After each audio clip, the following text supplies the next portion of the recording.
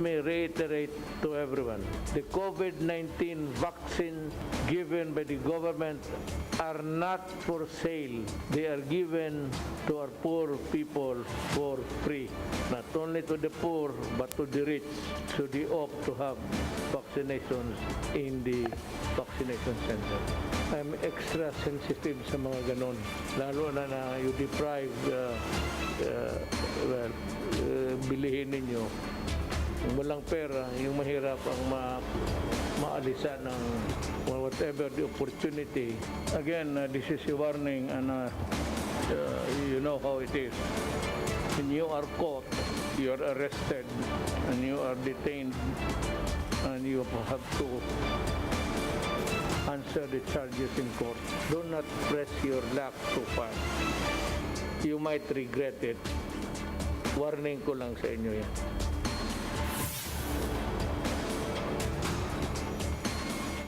The news day continues here on One News Now. I'm Charles Lejano. The FDA says 2 out of the 9 vaccine brands that are available in the country are now being studied for the inoculation of children aged 3 to 17 years old.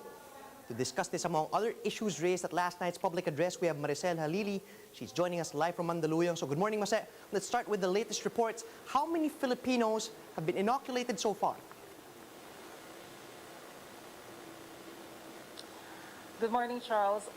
Secretary Duque reported during the talk to the people last night that we have already reached more or less 12 million Filipinos that were already inoculated. And this is a good development, especially that we're targeting to achieve population protection by November. Right, so that target has been set, but then do we have any updates on the EUA application of the other vaccine brands?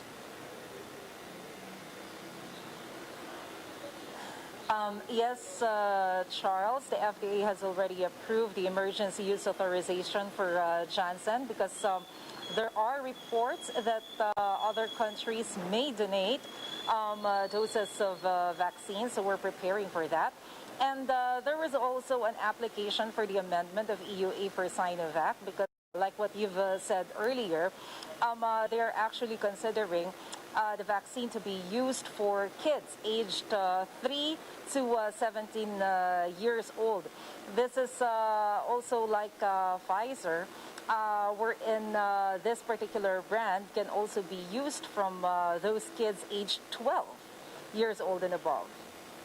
Right, let's take a step back for a bit, Mase. Could you tell us what is the big picture like insofar as the COVID-19 situation in the country? Are we still seeing cases plateauing nationwide?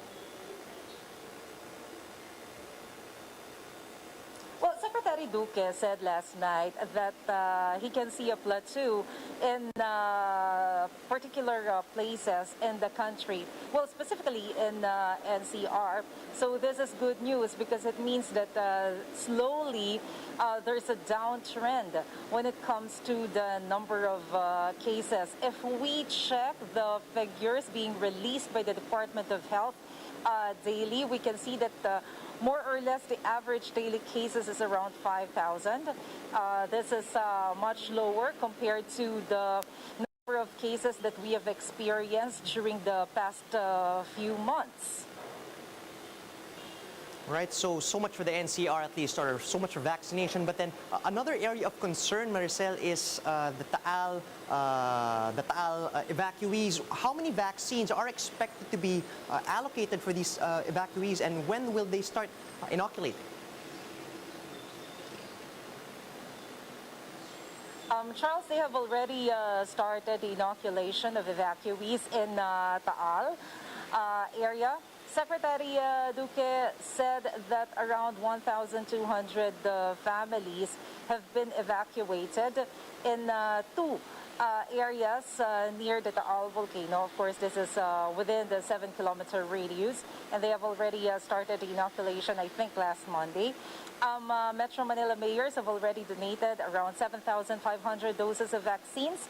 A part of these donation have already been distributed to different evacuation centers in Taal or in Batangas, and the remaining part of this donation has been stored by the local government units for future use. Secretary Duque said that they have also distributed personal protective equipment, especially in the evacuation centers, because they are trying to prevent the spread of the virus.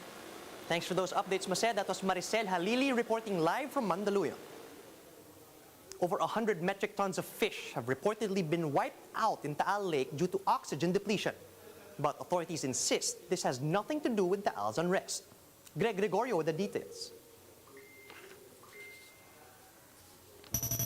This boat is loaded with rustic iron sheets that Jimboy, his wife Merla, and some of their relatives saved from their old house in the Taal Volcano Island. But on their way back, the family was apprehended by personnel from the Philippine Coast Guard. Access to the so-called no man's land is all the more prohibited now as the Taal Volcano continues to act up. Lahat po ay pinagbabawalan na ang tao doon. Jimboy and his family have been taking refuge in an evacuation center for more than a year now. Ngayon lang po naman po kami nakapunta po dahil kinuha lang po namin, sayang lang po rin kung pungari. May bili po ng bigos na mga po na kami pakain sa mga anak ko.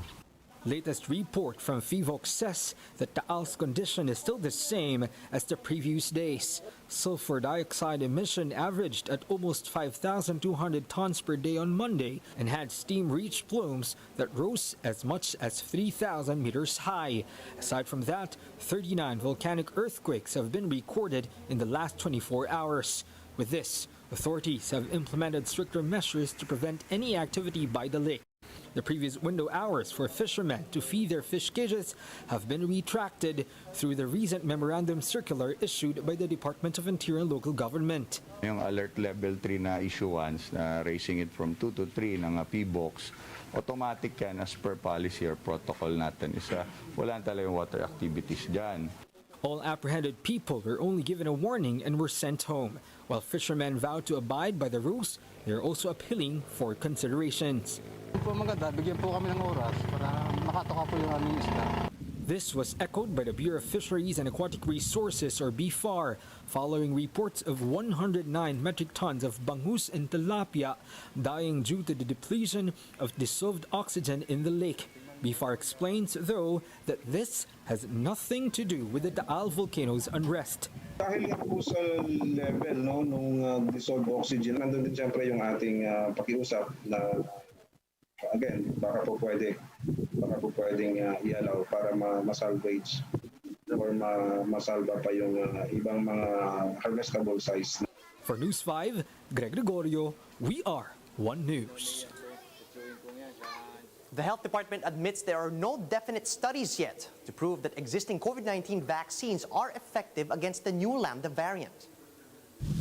In an interview with Radyo 5, DOH vaccine cluster head Mirna Kabutahe said that studies have only gone as far as proving that vaccines provide enough protection against the Delta variant.